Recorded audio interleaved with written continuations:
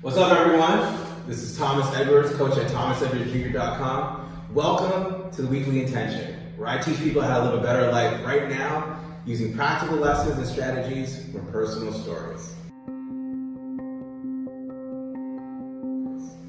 Today, I have an amazing person here. His name is Cyr Mongo, and instead of reading a bio that most people would just write up for themselves, I'm actually going to read something off of his LinkedIn profile that was a recommendation from someone else. And so this is not what he would write about himself. This is actually something that someone else wrote about him. But I think it's much more important than what you would want people to know.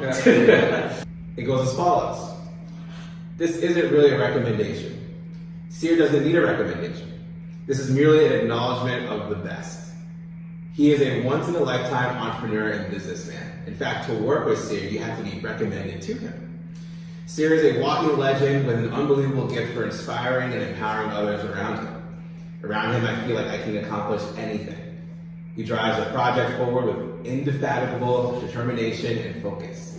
He has an uncanny ability to keep his eye on the ball and stiff-arm any distractions that came along the way. We've worked many nights late together. It was fun, inspirational, and ignited with the occasional profound insight. I'm already very motivated, positive, and ambitious, yet Cyr manages to double it. He is an A-team player that makes it to my coveted list of top 3 people I've ever worked with. That's very funny. The smile says it all. Because the person who wrote this, as I visualize it, but I know the person, someone very special to me, and it means a lot. So that where the smiles come from. That's awesome. It's always very humbling when you see that people actually respect you and appreciate the work you put in, and just your approach. Yeah. Because everything is it's a human experience, right? Exactly. So when another human being tells you how much they like who you are, it's very flattering, but it's also very humbling, because you know that that's work, and you learn from it. Yeah, I mean, we all would love to have that type of impact where someone says that about you, and obviously that shows to the kind of work that you've done in your career, which is why I want you on here, man. So thanks for being on here. I appreciate being here. I'm very flattered. I always like what you do. I like your work. Thank you. And I was more than happy to know that today I will be speaking with Thomas, and we'll talk about life and just talk about being a good human being and how we can impact other people's lives or mutually in our lives. And we've only known each other for just a little bit, but I know instantly I was like, this man needs to be in my life. Like, when you meet those people, you just gotta find a way to connect, So it's been a pleasure to continue to get to know you, and I look forward to seeing where things go. But for now, I want to talk about you. You've done a lot professionally, and you've also done a lot personally. And for people to really get a good idea of where you've come from, and kind of take a look at where you are today, what is a very memorable experience that you've had in your life that you could look back and say, man, that changed everything for me? Well, I will say in total transparency, when I went from having it all between practice and not having it anymore, and having to rebuild from scratch. So what was that? I people who have seen Weekly Intentions know what I have gone through to get that back. What was that like for you? Where were you when you had it all? What took place? How did you lose it? And then what's been the journey to? Well, I worked for a lot of companies, Fortune 500s. Don't want to name any companies here, but a lot of that. At one point, life happened. Events such as divorce happen, and depending on how the divorce goes, you can end up losing it all, or you lose anyway. You never win when something like that happens. It's a loss. So on that front, spiritually, I took a hit. Financially, I took a hit. Everything basically. So I had basically to take a step back and rebuild myself. And what was and that's really where I had to rethink everything. what was the experience of? I mean, we all know, for anyone who's gone through divorce or knows anything about divorce, we know about the financial hit that can be taken. But when it came to, and you mentioned spiritually, right? That for a lot of people, that is something that doesn't get talked about a lot in terms of what happens when you go through loss. For you, what was that hit like? What did it feel? What was that experience for you? Well, the spiritual, it doesn't matter, we're not talking specific religion here. Yeah, of course. So spiritually, it's just that you no longer are you lose the peace aspect. You're not in peace. You don't have peace in you anymore. Yeah. So you basically got to go ahead and find that peace again. So to find peace and to kind of refocus and find you again, because you're kind of lost. Yeah. You're broken. So to find you again, you got to go through an entire exercise of who am I, what I'm trying to do, what am I trying to achieve. It's a new journey. How should I approach it? So a lot of questions you have to answer. And you also have to answer the question with regard to can I love again? Can I be loved again? That's a great question to ask. Yeah. I mean, I think there are people who aren't even in relationships, right? They're not even they haven't gone through divorce, right? That are asking themselves that question. Yes. Right. So we'll get through that, but that's what led me to creating the company that I have today. That I created with my partner.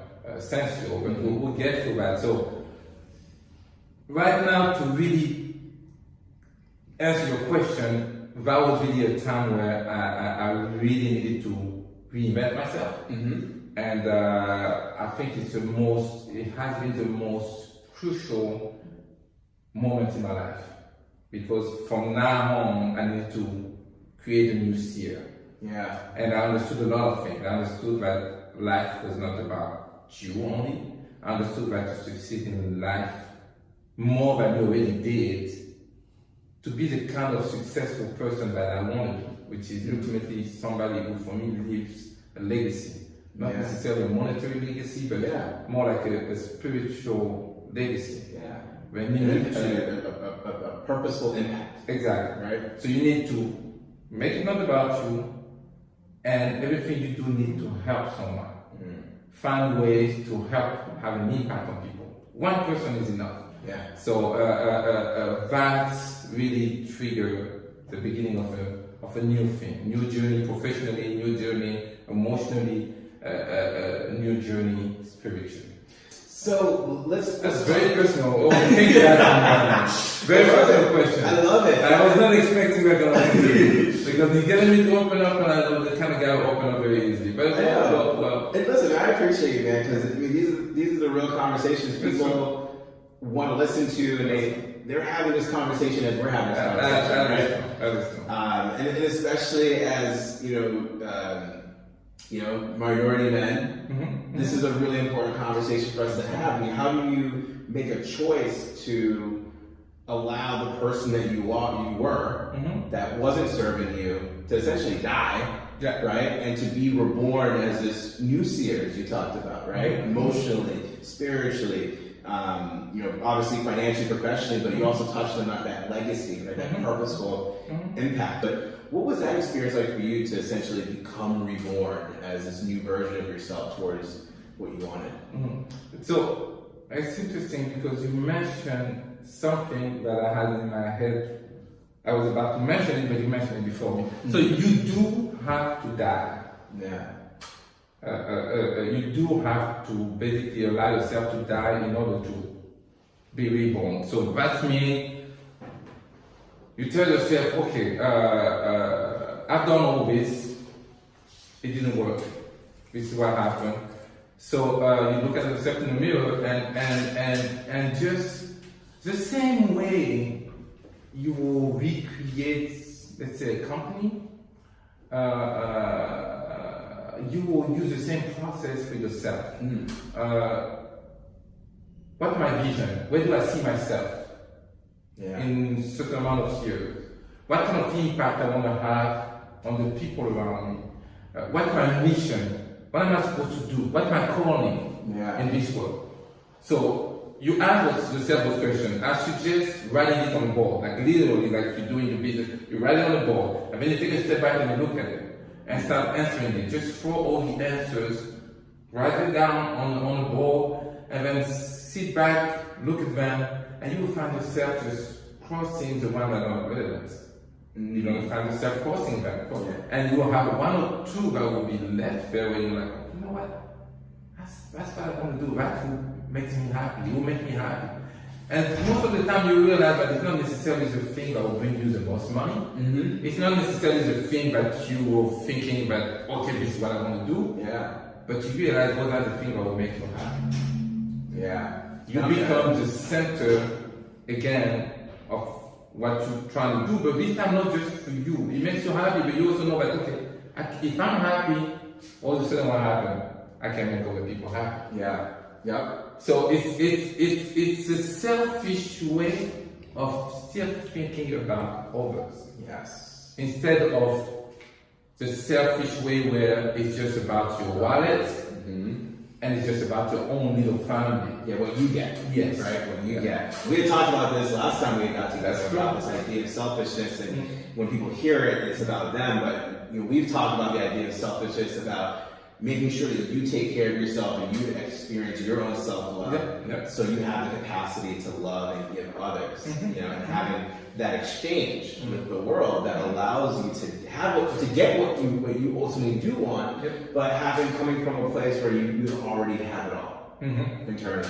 Right? And so for a lot of people that's challenging. And even hearing this is like, I don't even know how to do that. And I love what you started off with when you think about oftentimes, what makes you happy is part of your purpose, right? What's going to make you happy, and then being able to cross off what actually makes sense. Because you're going to be called to something, right? Something eventually is going to pop up at you and be that last part that remains. And so once that purpose is found, right? Like you found that purpose, right? And we'll talk about what that is. What do you do next, right? If you find your purpose and you feel good about it, right? You find your calling. Now what? So in your case, what was your purpose, and then what did you do next? My purpose, I discovered that what pleases me the most is helping others. Helping others in any capacity. Whether it's professionally, whether it's just every day assisting others. Professionally, I decided to, because ultimately, there's one thing that is a big part of happiness. It's love. So I decided to, as I was going back on the quest for love again, to create a tool that will not only help me find love, but help other people find love. But you cannot, with such a big purpose, with such a big idea, with such a big concept of things such as love, you cannot do that alone. So I had to find other people, and when I say other people, I had to find partners or business-wise, and also at the personal level, that can help me make it become a reality. So that's how we came up with Censio, which again we'll get to what it is. But when you do, to answer your question, when you do find exactly what your calling is, now the next step is for you to be like, okay, how can I actually do that to the best of my abilities, and how can I do that and impact others and inspire others? Because everyone, and people need to understand that, everyone in this world knows how to do one thing that nobody else knows how to do. 100% agree. Everyone. And it is important to go for each one of us is to find that thing. When you find that thing, it won't even be difficult for you to start exercising it and doing it. And guess what? When you do it, you'll be able then to communicate with others because you do it so well. Because again, you're the only one who knows how to do it very perfectly. So you do it so well that it becomes inspiring for others. So for me, it's giving, it's helping people. Helping people with their business, helping people with their inspiration. If I can help one person, I'm happy. And that's really what I focus on doing today. And you know, you got to put an action plan and execute. And I love this. I love this idea of just, you know, how can I make it more impactful, which is obviously, you know, the legacy part and creating clarity around that, right? So the second part you mentioned is you went out and you found other people to support you in that clarity around your legacy. Yeah. You know, and it obviously is part of your lifestyle to create that community, so helping support your mission. What I also love is the leadership element of defining your value. I feel like your impact is only going to be as great as much as you contribute your value. Exactly. Right? And I think that's what great leaders do. When you think about leadership skills and development, I talk about this with my clients all the time, right? Leadership is all about your contribution of value and your willingness to add it to your purpose, right? And I think that's absolutely amazing. So, one other thing I want to add with regard to finding other people. Yeah, of course. When you define that special thing that only you can do, we live in a community, right? So, human beings are not supposed to live alone. They are not supposed to live alone. So, when you find that calling, you need to understand that to achieve that calling, you're going to need other people that have that their one special little things that only them can master and can do, that will complement your little thing that only you can master. So when you find all those people, this is where you create that team, that dream team. That allows you guys to create something where people sit back and like, wow, this is great. They did something. And that's what as a leader you should do. That's how you should think when you hire someone. I want to hire people that are good at what they do, and that actually love what they do, and I know they are the only ones that have that skill. Not necessarily that skill, but I know how to apply that skill a special way, in a way that will complement what you're trying to create. Because ultimately, you want to create something good. We creators. Of course. We creators. We hear the image of God, right? If you want to talk religion, you know. And I always say that. Well, spiritual, whatever that is. So I always say that God is the first entrepreneur. Yes, God is the first entrepreneur. Because when you think about it, what is an entrepreneur? The definition of an entrepreneur is someone who creates something out of nothing. And then grows it. Yes. Scales it. So now if you go back to the words, God created this world out of nothing. It's all about creation. And since we are created to the image of God, we are supposed to be creators. So all of us have things in us that allow us to create. And it's not necessarily has to be at a big scale. Oh, no, never. I mean, but I think where you're going at is that you can apply it to different parts of your lives. Exactly. I mean, we're using entrepreneurship to talk about business, but that's just a metaphor really for your body. That's a metaphor for your love life. That's a metaphor for your purpose and then being able to grow and scale. You can take entrepreneurship within its concept and apply it to whatever facet of life you want to grow and scale. Right? So let's now bring it all together because we talked about a lot of it. We talked about death. We talked about rebirth, losing it all, having it all, faith, faith, purpose, scale, community, right? So when you think about where you lost it all, had to rebuild, get to a place where you are today, what are some of the lessons? What would you say is the number one lesson that you learned from that experience of having to go through that that renaissance, if you will, that inspires you and is applied to your everyday life today? The one is really about learning and constantly humbling yourself. That's the number one thing. The number two is that you need to understand that in this life, you never fail. You never fail. You never fail. Stop thinking because you did this or you did that, it didn't work, so you fail. You never fail. There are two things you do in this life. Whether you win or you learn. You're not failing. When you see it as failing, you should see it as, okay, I just learned a way not to do this, and how can I then do it again, but this way, in a way that will work. So you're learning. You're constantly learning. So there is no such thing as failing. Failing is just a concept that if you let it grow in you, it will just prevent you from continuing to win. Yeah. But learning will always lead you to winning. I love this. So let's sum this up, right? So the lesson here, guys, is your life is either about winning or learning. Exactly. Failure is just a concept that is created in your mind to tell you if you lost something. But we are in the game of gaining. You don't lose things necessarily. Yeah. And so if you think of it from that way, every time you don't win, you're learning something. And what's going to be the lesson from that is going to help you get to that win, right? Exactly. So let's apply right now, right? Censio. I think, for me, someone who has always been connected to dating and relationships and personal development, this is something that just naturally I was just drawn to.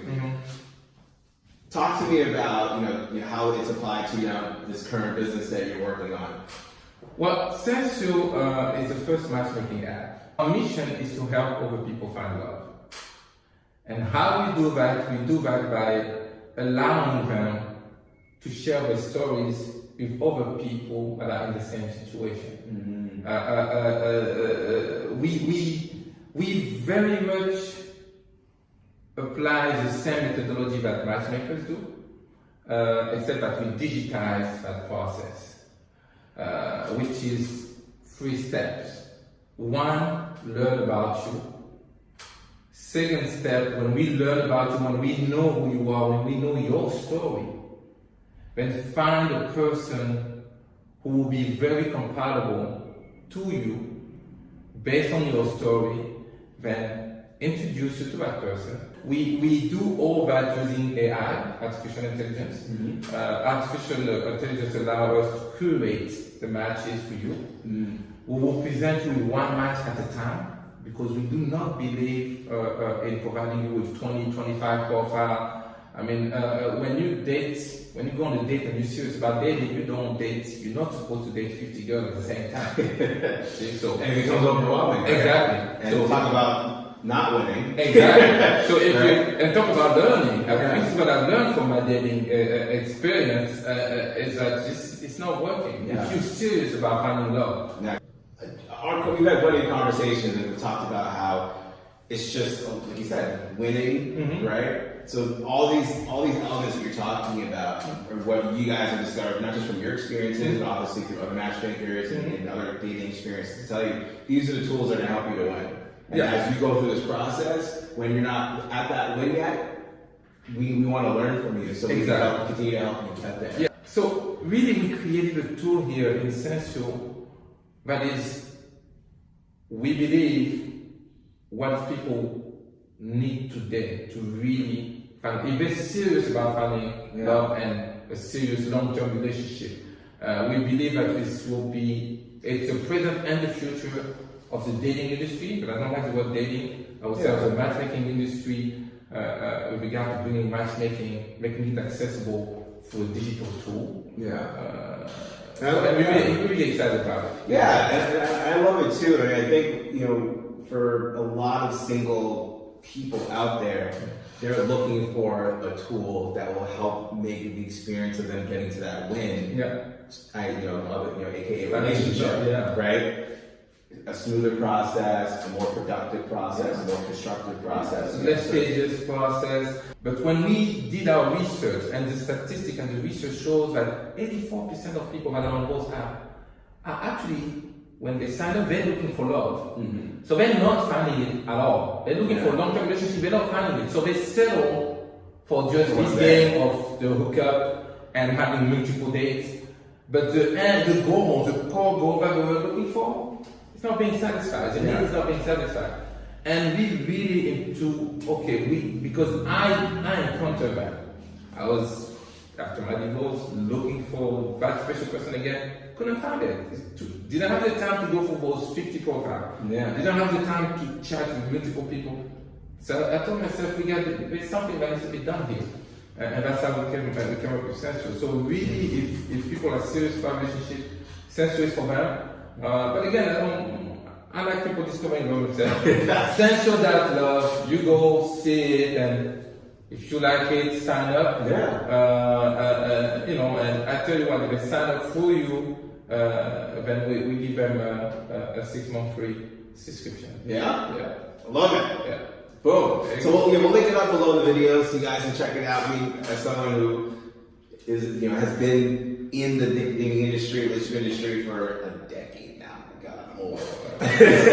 I do understand the importance of being able to have tools and leverage what resources we have in order to make this process not just like smooth. I'm no longer on the side of like the process needs to be smooth because like we talked about before, there's winning and there's learning. Yeah.